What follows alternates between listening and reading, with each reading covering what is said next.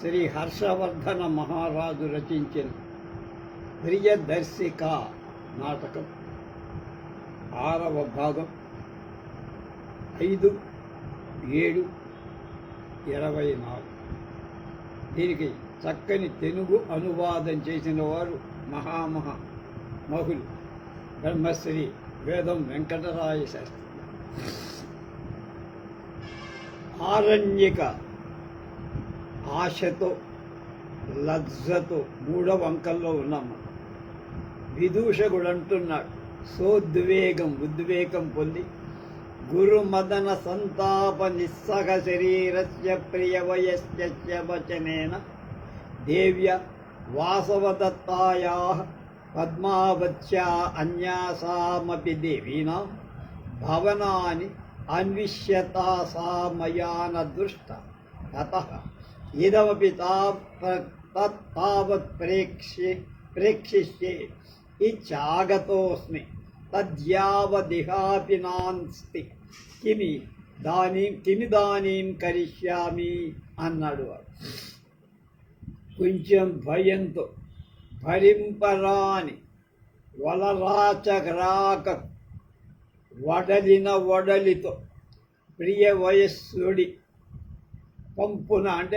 పంపగా వాసవదత్తాయ దేవి పద్మావతీ దేవి కళమ ఇతర దేవేరులైనటువంటి నలుగురు వెదకి ఆమెను నేను చూడలేకపోయా. అంత ఇక్కడ కూడా చూసేదను కాక అని వచ్చాను అని చెప్తున్నాడు మనసులో బాధ అంతా. కానీ ఇక్కడ కూడా ఆమె కనపడలేదే, ఇక ఇప్పుడేం చెయ్యాలి? కిమిదానీం కరిష్యామి, ఏం చెయ్యాలి ఇప్పుడు? మనోరమ అంటోంది, శృతం ప్రియ సఖ్యా వింటివా నిచ్చరీ అన్నది. విదూషకుడు విచింత్య ఆలోచించి అథవా భణిత ఏవాహం వయస్యేనా యది తామన్వేషయన్న పశ్యాసి తర్హి తావత్ తస్యాః కరతల స్పర్శ సుఖశీలతా శీతలాన్ నళినీ పత్రాన్ గృహీత్వా ఆగచ్చేతి తత్కథమేత్యాని జ్ఞాతవ్యాని. ఆలోచించి, కానీ వయస్సుడు నాతో చెప్పాడు కదా అంటే మహారాజు చెలిని వెదికి కనపడకపోతే అంత ఆమె యొక్క కింగేలి తాకుడు చేత అంటే చెవిరుటాకు లాంటి తాకుడు చేత ఇమ్ముగా చలిమిరి క్రమ్ము తామరాకులను తీసుకురా అని మరి వాడిని ఎట్లు ఎరుంగ నేర్తును అని నాకెలా తెలుస్తాయి అవన్నీ అన్నాడు వీడు. మనోరమ అంటుంది, ఏష మే అవసరః, ఇదే నాకు సమయం. ఉపస్పృత్య విదూషకం హస్తే గృహీత్వా, విదూషకుడి చేయి పట్టుకొని దగ్గరికి వచ్చి వసంతక ఏహి అహజ్ఞాపయాం, వసంతక రా, నేను అవి ఎక్కడుంటాయో ఏమిటో నువ్వు దేనికోసం వెతుక్కుతున్నావు, అవి వాటిని చూపిస్తా. విదూషకుడు సభయం కొంచెం భయంతో కస్యత్వం జ్ఞాపయసి కిం దేవ్యాః నఖలు మయా కిమపి మంత్రితం, ఎవరికి నువ్వు ఎరుకపరుస్తావు తెలియచేస్తావు, దేవిక పొరపాటున లేక నేనేమి అనలేదే నీ దగ్గర నుంచి ఏదో నేర్చుకోవాలని. మనోరమ అంటుంది, ఆ వసంతక అలం శంక యాదృశీ ఆరణ్యికాయాః కృతే ఆత్మనః ప్రియవయస్య అవస్థా వర్ణిత తతోపి ద్విగుణితరం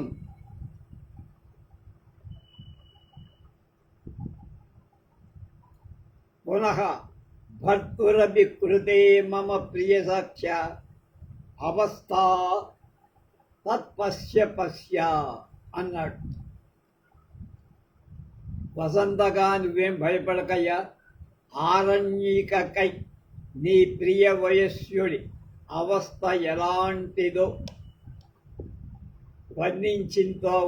వర్ణించావో దానికి రెండింతలుగా మహారాజుకై నా ప్రియ సఖి యొక్క అవస్థ చూద్దుగాని రా అని తీసుకెళ్ళి సమీపించి ఆరణ్యకను చూపిస్తాడు.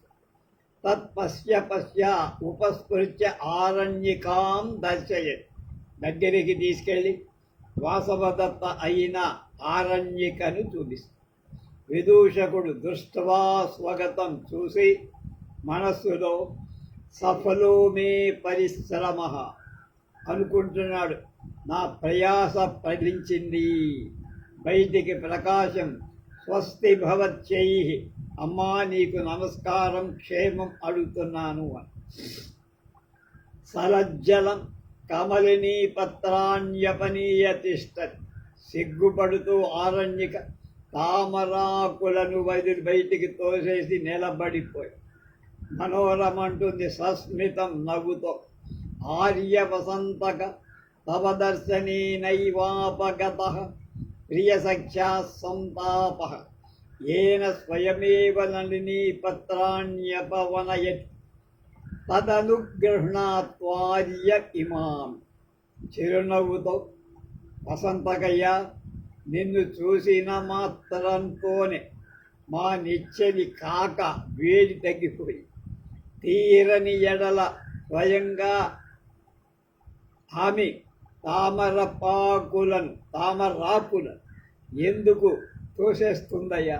ఇప్పటిదాకా వేడి తగ్గించుకోవడానికి చల్లగా ఉండే తామరాకులను మీద కప్పుకొని నిన్ను చూడగానే తీసేసిందంటే వేడి తగ్గిపోయిందనమాట. మన్మథ జ్వరం పోయింది. మరి ఇది తీసుకోవయ్యా అన్నది. ఆరణ్యక సావేగం అయి పరిహా సీలే కిమాం లజ్జయతి. ఏమిటే నువ్వు వేళాకోళంగా మాట్లాడుతున్నావు, నన్నెందుకే సిగ్గుపడేట్టుగా చేస్తావు అన్నది. బాగా సిగ్గు ఉంది, కావాలనే అంది. కించిత్ పరాన్ముఖీ తిష్టతి. కొంచెం పెడమొగంగా పెట్టి నిలబడి. విదూషకుడు విషాదం, కొంచెం విషాదంతో తిష్టంతు తావన్నడినీ పత్రాన్ని అతి లజ్జాడుకాతి ప్రియసఖి తత్కథమేతయో సమాగము భవిష్యతి. తామరాకుల మాట అలా ఉండని అమ్మా. నీ స్నేహితుకద్ద నిక్కుల చాలా సిగ్గుపడుతున్నట్టు కనపడు. ఇట్లా ఉంటే ఎవరికి లాభం లేదు, ఆయనకి కాదు ఈవిడికి కూడా. కూటమి అంటే కలయిక ఎలా సాధ్యం అని. మనోరమ అంటుంది. క్షణం విచించ సహర్షం వసంతగా ఏవం. కొద్ది క్షణం ఆలోచించి సంతోషంగా వసంత కూడా ఇలా రారా అని దగ్గరికి తీసుకెళ్ళి చెవిలో కర్ణే కథయని, చెవిలో ఏదో చెప్పింది వాడికి. విదూషకుడు సాధు మనోరమే. సాధు మనోరమ, బడే ఆలోచన చెప్పావమ్మా. సాధు అపవార్య వారించి యావదేవయూయం నేపథ్యగ్రహణం కురుధ తావదేవాః మతి ప్రియవయస్యం గృహీత్వా ఆగచ్చ. మనోరమ, భలే మాట చెప్పావమ్మా. మీరు పోయి వేషాలను మార్చేటప్పటికి నేను నా ప్రియ వయస్సుడైనటువంటి ఉదయన మహారాజుని తోడ్కొని ఇక్కడికి వస్తా. మనోరమే అతి కోపని ఉత్తిష్టోత్తిష్ట నర్తి నవ్యం కల్వస్మాభిస్త. ఎంత కోపమే! లేవే ఆ నాటకంలోనే ఆడాల్సిన మిగతా పనులు చాలా ఉన్నాయి, చెయ్యాల్సినవి అన్నది. మనం ఆడాలి కదా, రా నాటకశాలకి వెళదాం. శైవ నాటకస్య నర్తితవ్యశేష తదేహి ప్రేక్షాగృహేమేవ గచ్చావః. ప్రవిష్టకేనావలోక్య సాధ్వేతత్తీవ కృతం సజ్జీకృతం తద్దేవ్యా ఆగంక్షయ. నాటకశాలకే వెళదాం, కాసేపు నడిచి ఇదే నాటకశాల రా, లోపలికి ప్రవేశిద్దామని ప్రవేశ అభినయంతో చక్కగా ఇది సిద్ధం చేయబడి కనుక దేవి వచ్చే సమయం అయిందన్నమాట అన్నారు. తతః ప్రవిశతి దేవి సాంకృత్యాయని విభవతశ్చ పరివార.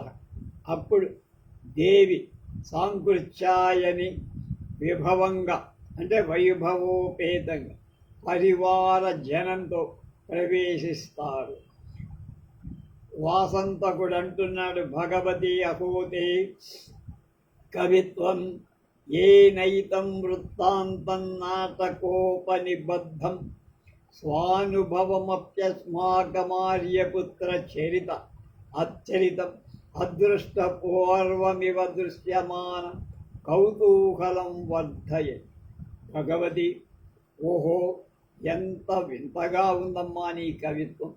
ఎలా అంటే ఈ కవిత్వం చేత ఈ వృత్తాంతం మా ఆర్యపుత్రుడి చరిత్రం నాటకంగా అల్లబడినట్లుగా స్వానుభూతమే అంటే నీ సొంతంగా నువ్వు పొందిన అనుభూతి అయినా చూసేటప్పుడు ఇదివరకు ఎవ్వరూ చూడండిలాగా చాలా కుతూహలంగా ఎగ్జైట్మెంట్ అంటారు పెంపొందిస్తోంది నాటకం అన్న.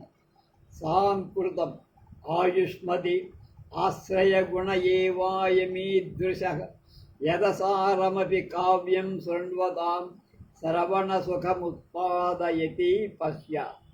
ఆయుష్మతి సాంకృత్యాయని అంటోంది, నీ రసకావ్యం సహితం వినేవాళ్ళకు వీణుల విందు చేస్తుంది. ఆశ్చర్య ప్రభావం కానీ దానికి ఇంకొకటి లేదు కాదు. కనుక చూడు, వాయోపంచిదపి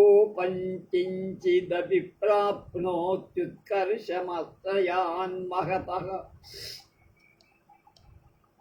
అత్తేవ కుంభతటగతమేతి శృంగారతాం భస్మా.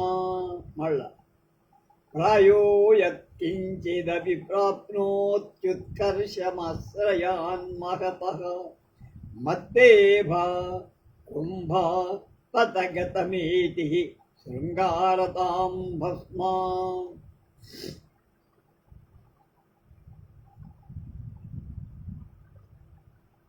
నికృష్టమైన వస్తువు తరచుగా ఉత్కృష్ట వస్తువు యొక్క ఆలంబనం చే ఉత్కర్షపు లేతగా ఉండే తీగ గున్నమామిడి చెట్టు ఆశ్రయం పొందితే ఎంత శోభిస్తుందో అలా. కనుక బూడిద మదపుటేనుగు యొక్క కుంభస్థలం మీద ఉంటే అది అలంకారం చెందుతుందా అమ్మా? చెందదు కదా అన్న. మత్తేభ కుంభతటగతమేతి శృంగారతాం భస్మ. కనుక బూడిద తీసుకెళ్ళి ఏను కుంభస్థలం మీద పెట్టే దానికి శోభ రాదు.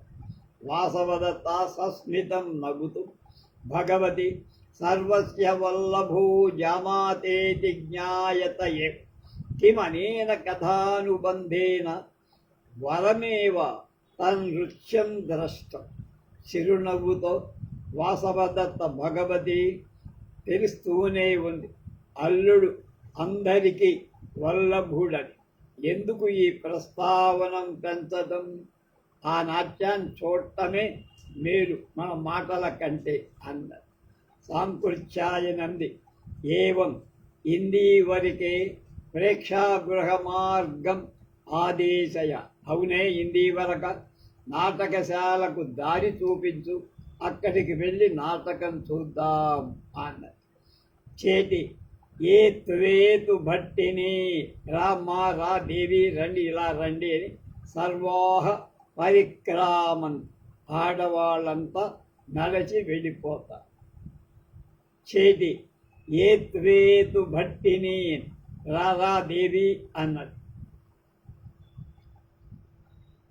సాంకృత్యం ఆలోక్య చూసి అహో ప్రేక్షణీయత ప్రేక్షాగృహస్య అభాతిరత్నశతశోభితశాతకుంభ స్తంభావసక్త పృథుమౌక్తిక దామరమ్యం అధ్యాసితం యువతిభిర్విజితాప్సరోభిః ప్రేక్షాగృహం స్వర విమాన సమానమేతత్. మంచి పద్యం చెప్పిన శ్లోకం. ఆభాతిరత్నశతశోభిత శాతకుంభస్తంభావసక్త పృథుమౌక్తిక దామరమ్యం అధ్యాసితం యువతిభిర్విజితాప్సరోభిః ప్రేక్షాగృహం స్వర విమాన సమానమేతత్. అహో నాటకశాల ఎంత రమణీయంగా కన్నుల పండుగగా ఉన్నది అంటూ రత్నాల అంటే వందల కొలది రత్నాలచే వెలుగొందిన బంగారు స్తంభంలు కట్టబడిన పెద్ద ముత్యపు సరాలచే రమణీయంగా అప్సరసలను గెలిచే గుబ్బెతల చేత ఆడవాళ్ల చేత అధిష్టాలయ్యైన ఈ నాటకశాల దేవతల ఆకాశయానానికి తుల్యం సమానంగా ప్రకాశిస్తోంది. ప్రేక్షాగృహం స్వర విమాన సమానమేవత్తది. మనోరమ ఆరణ్యక ఉపసృత్య జయతు దేవి. ఆరణ్యక దగ్గరకు వచ్చి జయం దేవికి అన్న. వాసవదత్త అతిక్రాంతా ఖలు సంధ్యా తద్గచ్చద లఘుగృహిణీత నైపథ్యం. సంధ్యాకాలం దాటిపోయింది, త్వరగా వెళ్ళండి, త్వరగా వేషం వేసుకొని రండి, నాటకం ఆడాలి. ఉభయ ఇద్దరు కూడా యదాజ్ఞాపయతి భక్తిని అని అమ్మవారి ఆజ్ఞ, దేవి ఆజ్ఞ, మేము వెళ్తున్నాం, వేషాలు మార్చుకొని వస్తాం. ఇది ప్రస్థితే అని ఇద్దరు ప్రస్థితే అంటే వెళ్ళిపోతారు.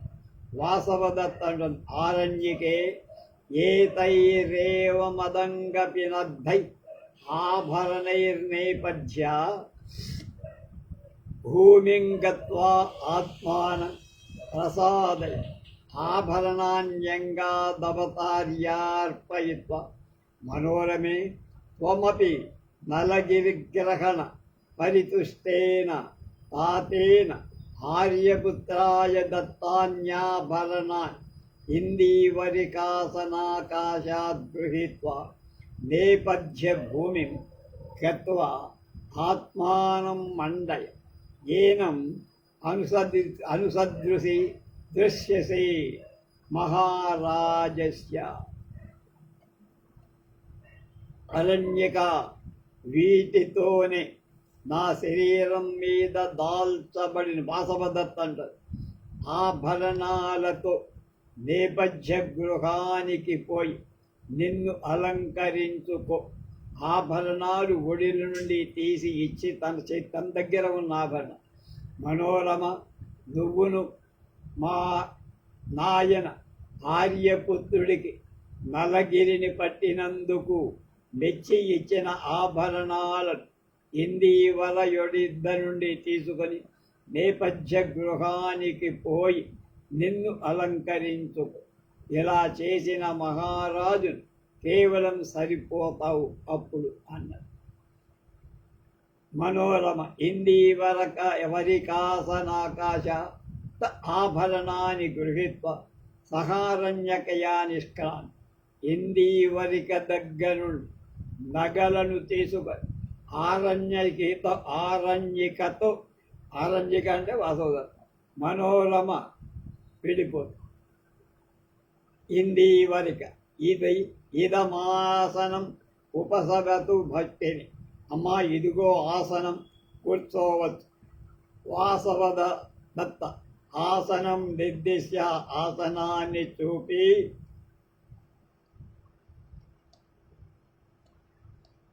విశతు చ భగవతి కూర్చోండమ్మాన్. ఉభే ఆసన గ్రహణం నాటయ. ఇద్దరు దాని మీద కూర్చుంటారు. తతః ప్రవిశతి గృహీత నేపథ్య కంచుకి. ఇంతలో వేషం దాల్చి వచ్చిన కంచుకి ప్రవేశిస్తారు. కంచుకి అంటున్నాడు. అంతఃపురాణాం విహిత వ్యవస్థ పదే పదేహం స్ఖలితాని రక్షన్ చరాతురః సంప్రతి దండనీత్య సర్వం నృపస్య అనుకరోమి వృత్తం.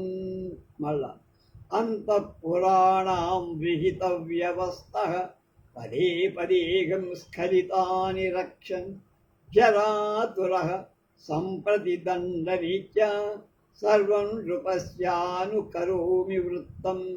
రాణివాసాలకు ఏర్పాట్లు చేస్తూ అడుగులకు తడబాటు పడుతూ తప్పించుకొని ముసలితనంచే దుర్బడులనై ఇప్పుడు కర్ర చేత్తో పట్టుకొని నడుస్తున్న నేను ఈ పట్టణంలో ఏర్పాటు చేసేవాణ్ణి.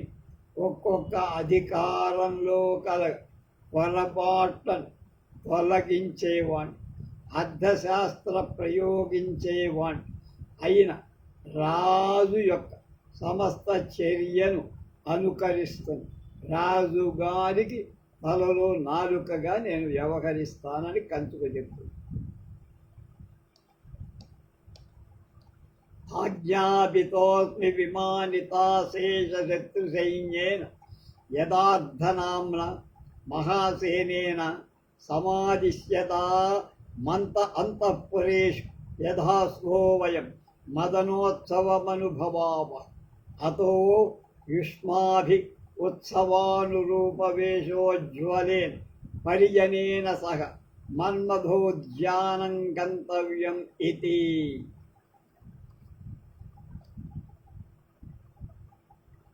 రాణివాసానికి ఏర్పాట్లు చేస్తూ ఎక్కడ తేడా రాకుండా చేసేవాణ్ణి.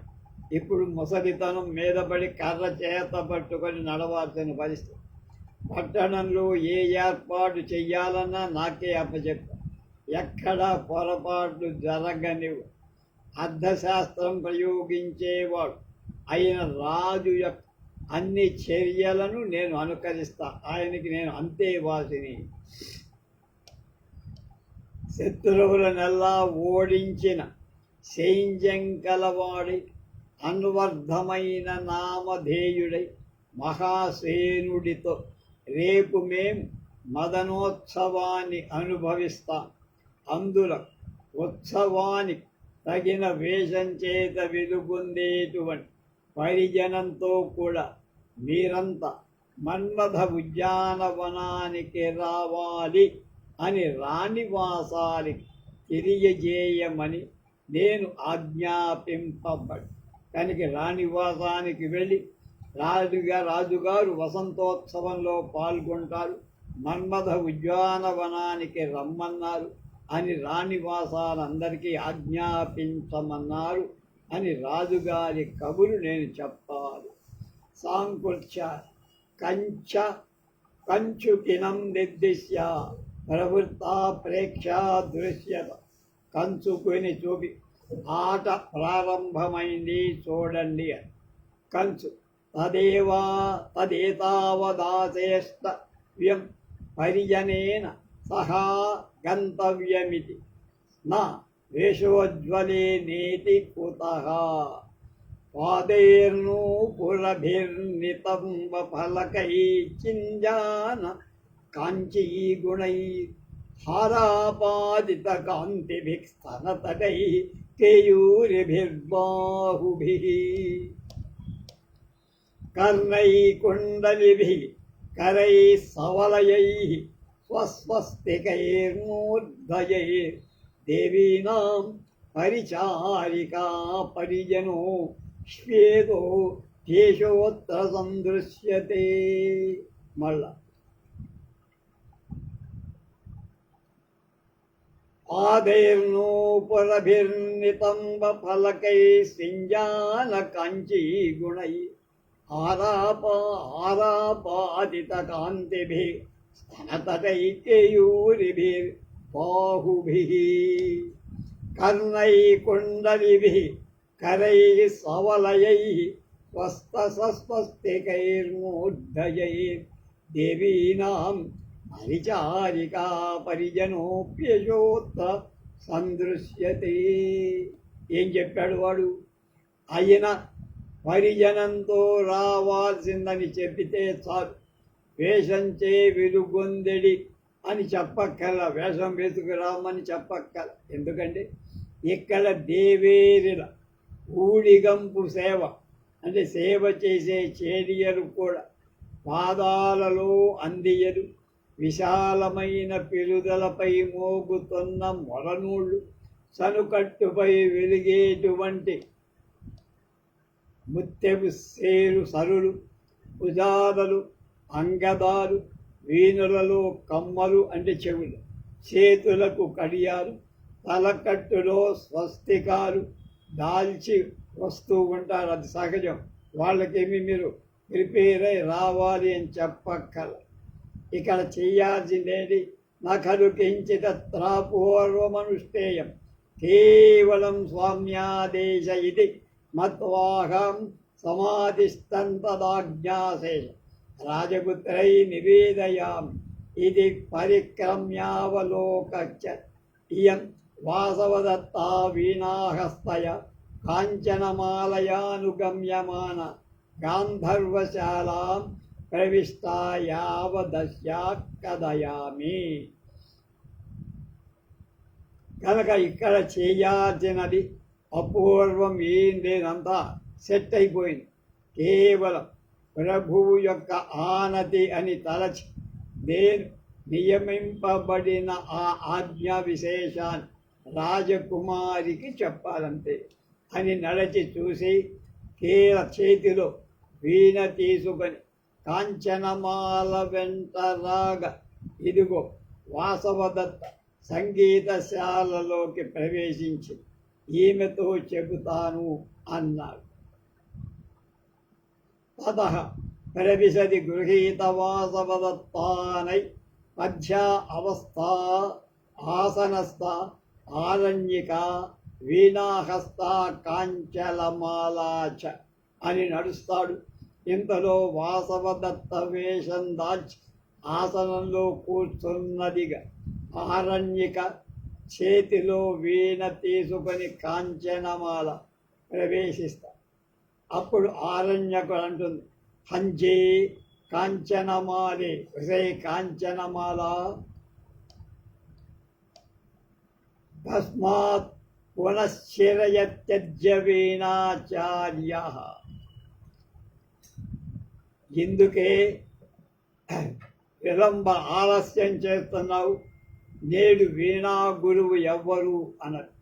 తజ్య వీణాచార్య కాంచనమాల భర్తృదారికే దృష్టస్తేనైవ ఉన్మత్తః తస్య వచనం శ్రుత్వా చిత్రేణ భావితః అసంతిష్టది. భర్తృదారిక అంటే అమ్మ, ఆయన ఒక వెర్రివాణ్ణి చూశాడమ్మ, వాడి మాట విని వెంతపడి నవ్వుతూ ఉన్నాడు. ఆరణ్యక సహస్త తాళం విహస్య చప్పట్లు చరుస్తూ నవ్వి హంజే అంటే ఉసై అని అర్థం.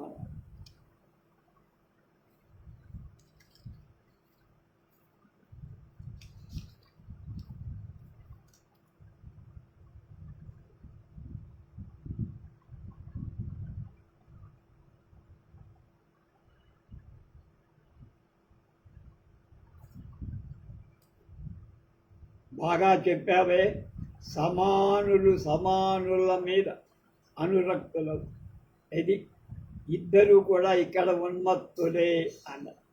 అప్పుడు సాంకృత్యాయన అంటోంది, రాజపుత్ర్యా సదృశమాకారం పశ్యామ్యస్యాః తాదృశేనాకారే అనేనాకారేణావశ్యం స్వదీయాం భూమికాం సంభావయిష్. కుమారి, నీ పోలికగా ఈమె ఆకారం కనపడుతోంది ఏమిటమ్మా? అలాంటి ఆకారంతో తప్పకుండా నీ వేషాన్ని చక్కగా నెరవేర్చు అన్నది. కంచుక ఉపస్మృత్య అంటే రాజపుత్రి దగ్గరకి వచ్చి రాజపుత్రి అంది.